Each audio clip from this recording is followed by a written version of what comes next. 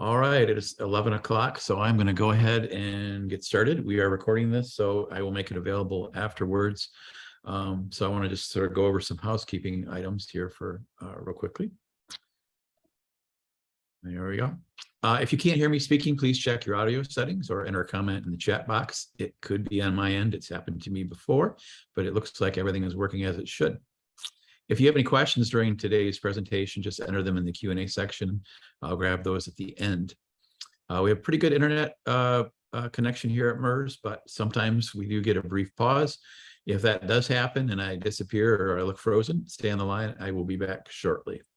And for those who are interested, once we finish sort of the review of the text comparison tool, I'll go over our other bill tracking report and features if there's any interest in that. So let's start with the bill text comparison. A couple things I want to run down is just sort of a list of the feature set that we built into this system. There's a side-by-side bill text comparison. There's an inline, we call it inline. It's a one page, it's the bill itself, and you'll be shown in red what's been removed, in green what's been changed or added. You can download a PDF version of the comparison analysis. You can share a link. There is a center ribbon showing changes, and I'll go over that here in a little more detail where you can see it. There's a change list. There's an option to analyze just text changes. We've made that the default, or you can also view highlighted formatting changes as well as text changes. And there's also an enumeration of additions and deletions by section altered. That's part of that change list that I mentioned. So let's start with, how do you find a bill to do this kind of analysis on? We have a bill page at MIRS, if you didn't know this, for every single bill that's been introduced, that's moving through the Michigan legislature in the current session. So to find those, you go to legislation tracking and then the bills, and then you can search for the number. You can also do the same thing if you see a reference to a bill in our text, in our calendar agendas, our capital capsules, etc. You can click on the number itself. Now, there's two places within these kind of documents where you can click to find, with a bill. You click the paw print, that'll open up a way to track it. I can go over that later. Or if you click the number, HB 4148 in this case, it's going to open up the bill page. Once you're on the bill page, you will see we're actually already down in this screen. And I'm going to go over this too at the end of the slide presentation on the actual website, so you can see it in a little more detail. But along the left-hand side of each bill page, you'll see details, history, votes, categories, citations. If you click documents, it's going to drop you down to what you see here. Documents for, in this case, House Bill 4148 is what we're using for this presentation. And that's, in case you don't know, that's the red flag law bill, one of them. So here we are in the documents. You can see there is a blue field, says MIRS text comparison tool. So you literally select which version of the bill you want to begin. So that's the first document you're going to compare. And then in the second field, you can see we have as passed by the House in this case. I think for demonstration purposes, I actually did as passed by the Senate, that it matters much. But so you pick the two versions yourself, and then you click that red compare button. What's going to come up is this view. And I want to emphasize this because this is really best done on either a laptop with a fairly large screen or a desktop. You can do it on an iPad, but a lot of these symbols kind of disappear, and they're little like ellipses you got to click on to figure out what they are. So just so know that ahead of time. So in the left, we're going to go right across the screen in these gold highlight boxes. On the left, you see the magnifying glass. That's full text search. The next item is a page selector. Push it down to go down one page. You also have a hand that'll appear. You can scroll that way as well. You can change the view or the size of the text with that plus or minus by one increment. There's also a drop-down field that you can view all the different various sizes that you can view these two documents in. The hand obviously is the hand to scroll with, pointer, and then there's a printer button, pretty straightforward. You can control this, but you can print one side or the other or both. So there's different ways to do that. You can also do all this stuff under the file, view, changes, etc. So there's multiple ways you can sort of get at what you're trying to get at with this document. So here, a little more information. This center thing right here, with you can see it's partly shaded. It's got red on it. It's got green on it. This is a clickable, I call it a ribbon. So if you click on the sections that are green or red, it's going to jump you to that section of the document. It's just another way to move around the document, which I find kind of helpful. You can also click here to generate a shareable link. You can then email that to somebody else. They can then open it up and they can see this comparison and see the changes. Over here on the right-hand side, this is what I call the change list. And each little box enumerates a set of changes. So as you can see in the top, they inserted new language in the Senate passed version. They added 7 words. Next change was over here. They added 2 words. They deleted this section over here, which removed 12 words. So on and on, you can kind of just scroll through that and really see the individual changes. So let's go to the next screen. So what changes did this comparison show us when we applied it to House Bill 4148? Well, the one that immediately jumped to my mind was they added a section between the introduction in the House and passage in the Senate, somewhere along the lines, and you can literally go through each individual document on this bill to find out where it was added.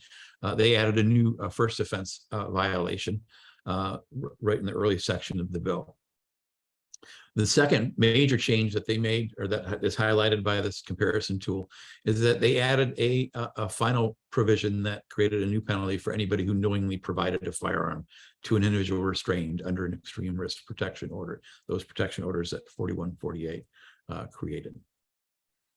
So before I go to the web version of what we're demonstrating here, I want to point out a couple of things where we've got planned. The ability to compare various versions of House and Senate fiscal agency analysis documents. This was actually made live yesterday. So if you find a bill or you're working on a bill that has analyses, you can already do that analysis, that comparison of those documents. Obviously, if you're going to compare House and Senate analysis documents, they're different. You're not going to get much, but it will be helpful in terms of, all right, here's the fiscal agency analysis in the Senate as introduced, as passed. You can quickly do a comparison and see what changes that the fiscal analysts made in terms of their analysis of that bill in that chamber. So we're also working on some programming that will allow us or allow our customers to compare bills within the current legislative session with bills from prior sessions. If those bills meet a baseline or a threshold of 90% similar content. So we wanted to narrow it down. Otherwise, it's just too confusing if you open up the whole world of prior bills. We wanted to at least say, here's bills that have a 90% similar text that were introduced and that moved in some form or fashion in prior sessions, and then you'll be able to compare them with current session bills. So that kind of gives you a sense of what we're thinking about going forward, how we're hoping to expand this and build this out even a little bit more. So I'm going to turn off the slide presentation, and I'm going to jump over to a web page. Let's jump there, and I'm going to go to MIRS.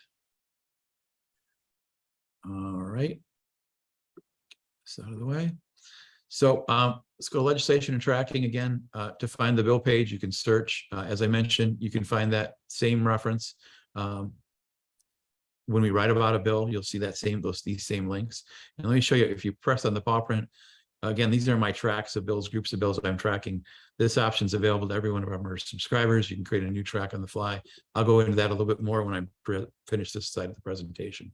But if you want to get to the bill page, click on the actual bill number, and it's going to open up our bill page for that bill. So you've got links to the history. That's just this pretty standard LSB history votes.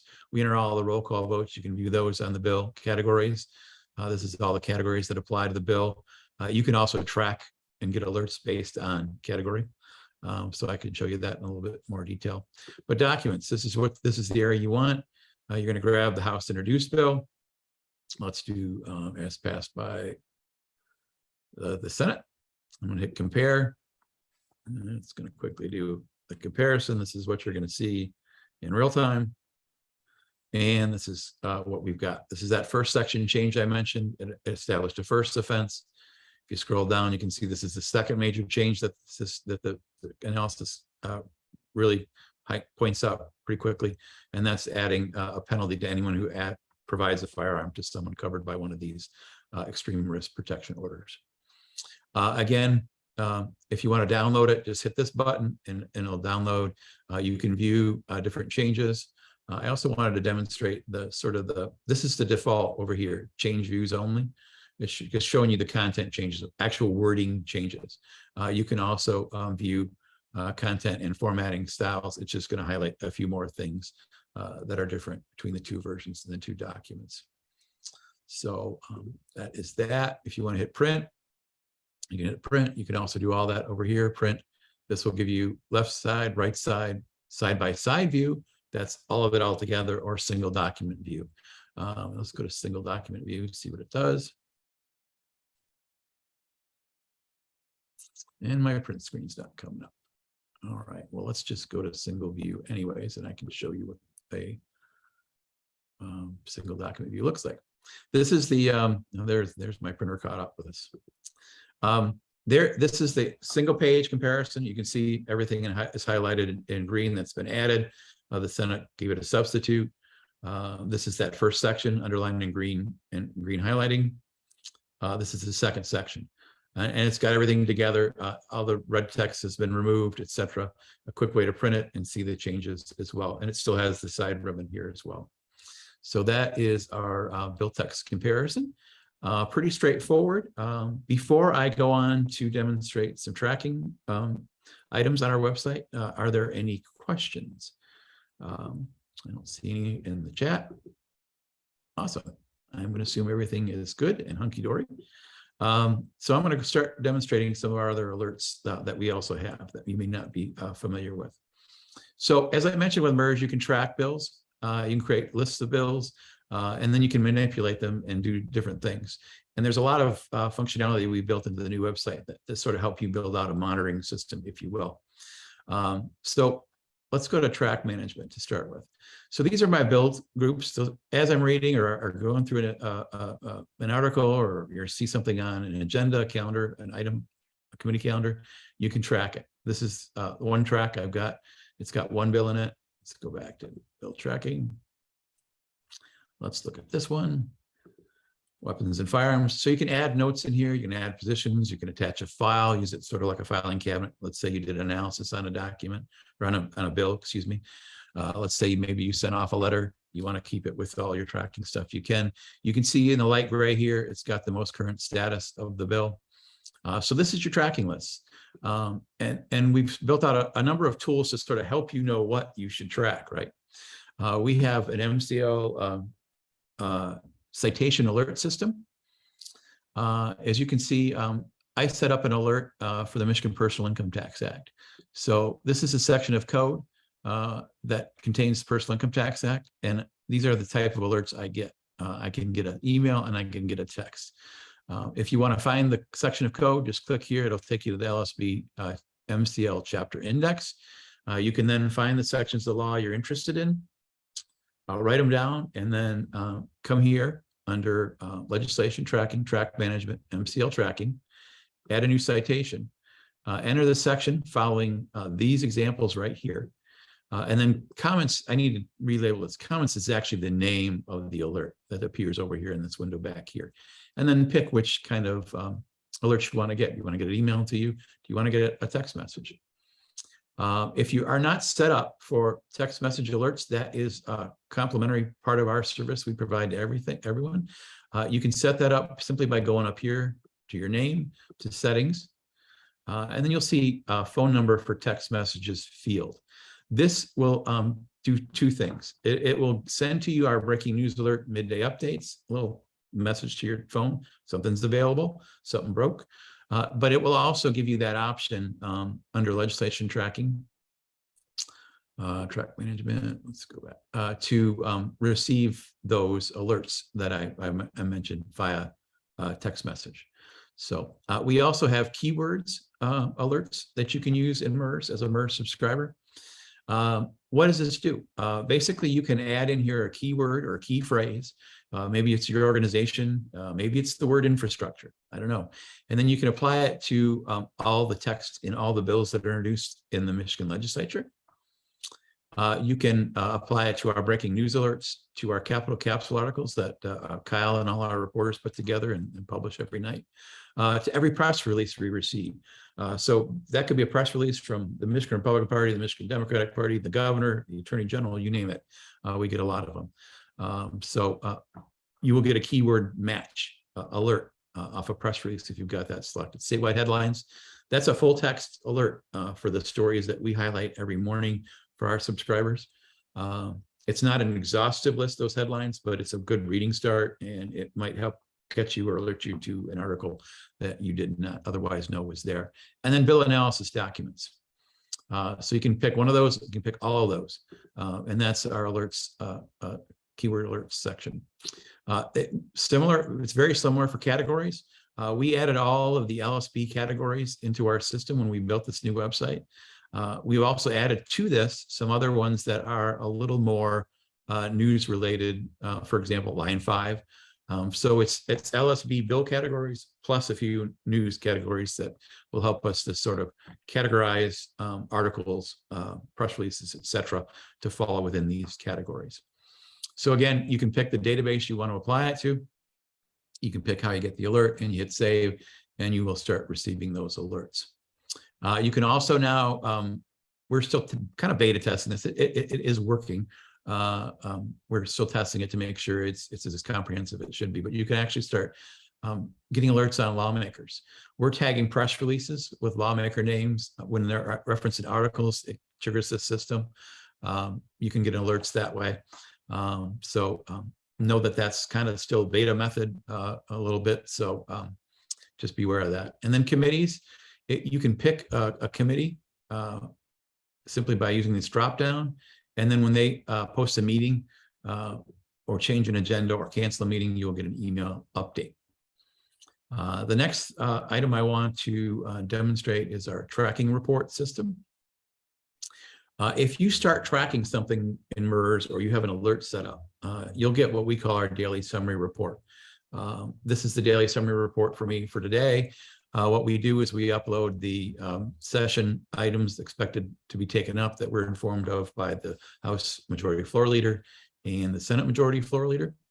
And then we put them in here so you can kind of quickly see that.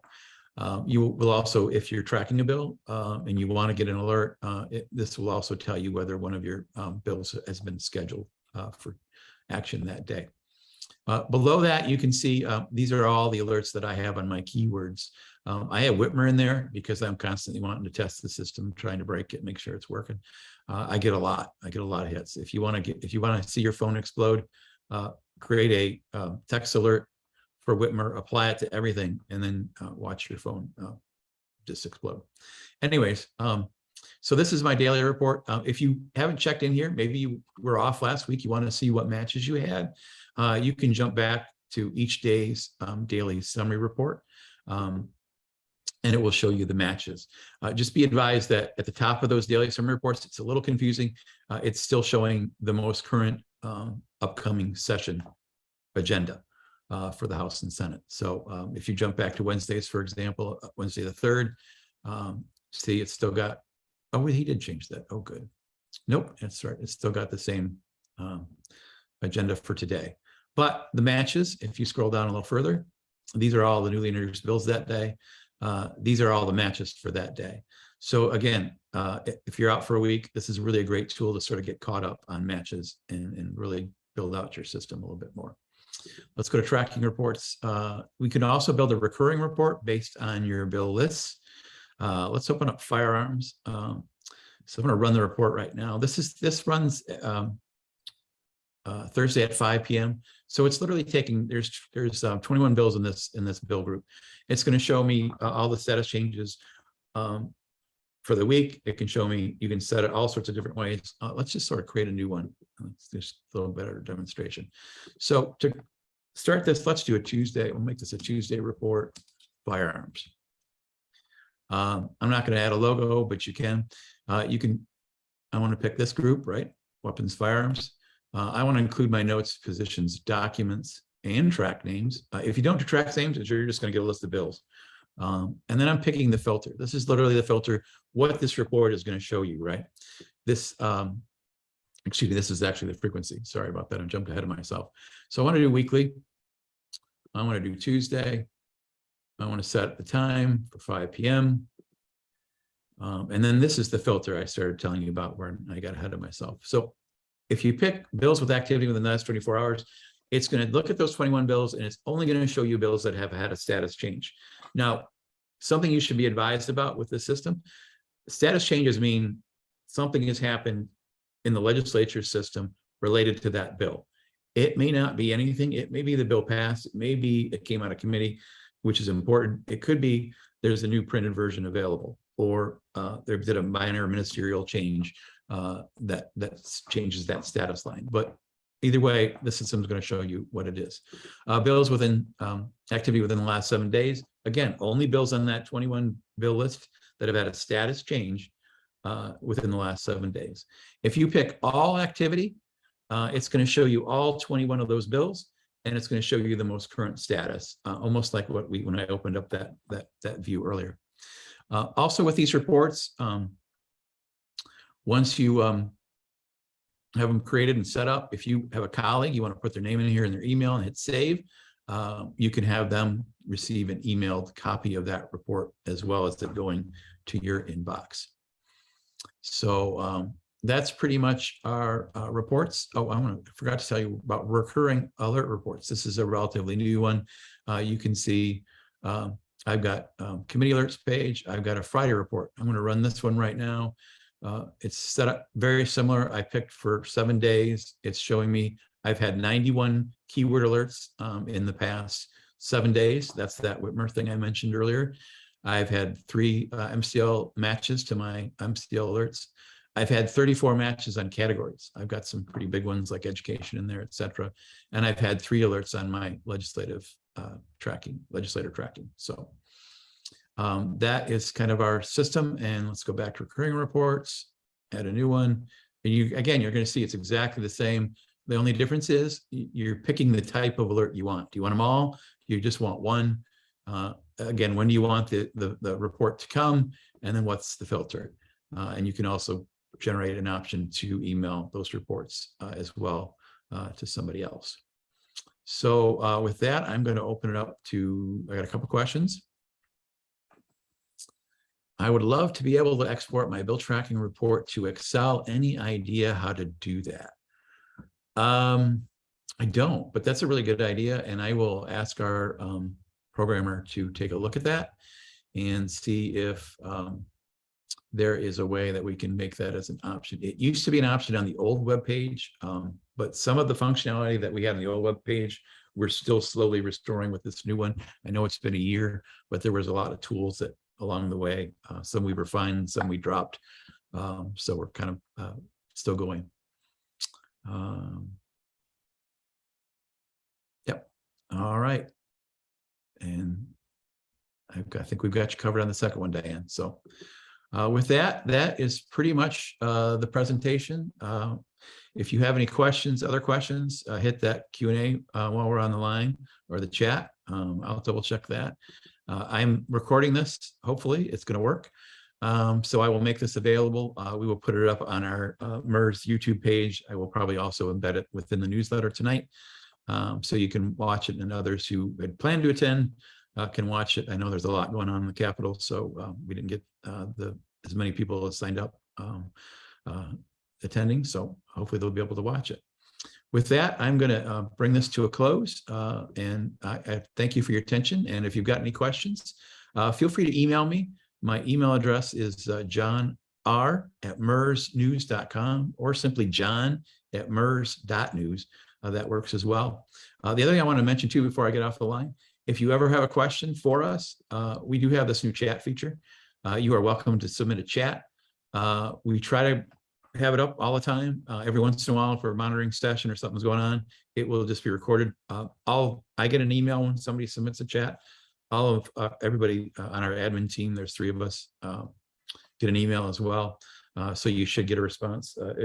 For example, this morning we had chat come in, and all three of us want to try to respond to it. So that's good.